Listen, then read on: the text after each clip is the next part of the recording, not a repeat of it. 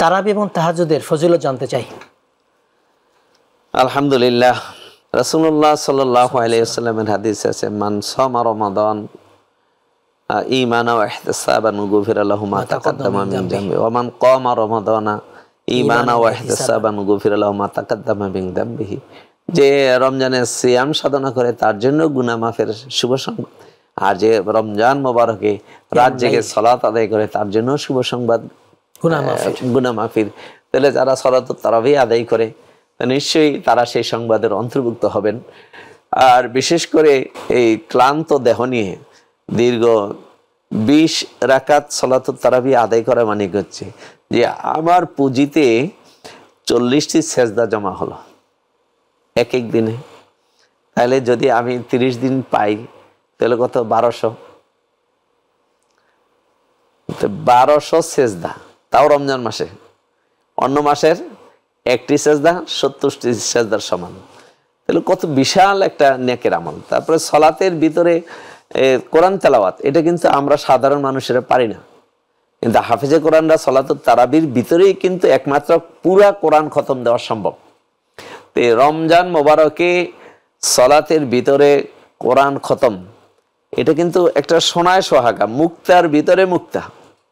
এই সেই মহান একটি সওয়াবের মানে বিশাল খাজানা হলো সালাতুত তারাবি লাভ করলেন। আর দ্বিতীয়ত সালাতুত তাহাজ্জুদ।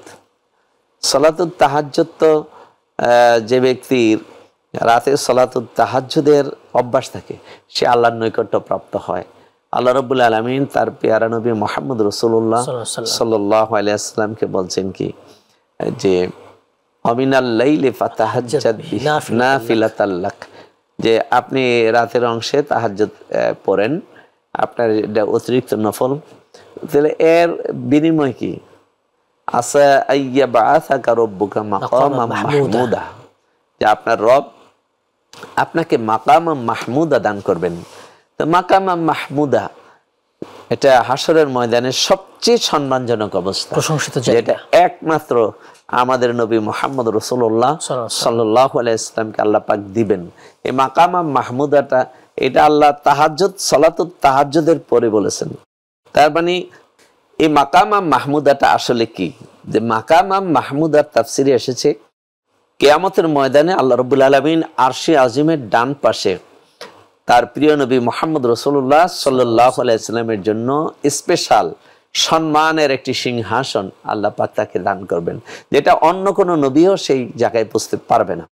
আব্দুল্লাহ ইবনে আব্বাস রাদিয়াল্লাহু তাআলা আনহুমা বলেছেন যে মাকামাম মাহমুদা হচ্ছে আল্লাহ রাব্বুল আলামিনের কুদরতের কুল। তার মানে আল্লাহ তার প্রিয় নবীকে তার কোলে তুলে নেবেন, সুবহানাল্লাহ। তাহলে এটা সালাতুত তাহাজ্জুদের প্রভাব।